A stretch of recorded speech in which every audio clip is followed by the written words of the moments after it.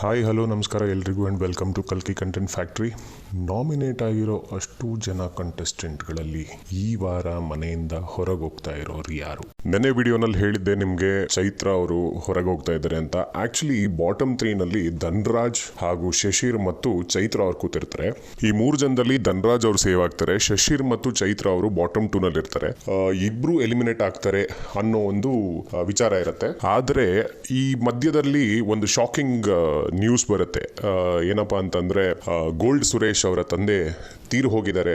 So ಅದರಿಂದಾಗಿ ಅವರು ಮನೆಯಿಂದ ಹೊರಗೆ ಬರಬೇಕು ಅಂತ. ಆಕ್ಚುಲಿ ಗೋಲ್ಡ್ ಸುರೇಶ್ ಅವರು ಕಾರ್ಯ ಮುಗಿಸ್ಕೊಂಡು ಮತ್ತೆ ಮನೆಗೆ ಬರ್ತಾರಾ ಅನ್ನೋದು ಇನ್ನೂ ಗೊತ್ತಿಲ್ಲ.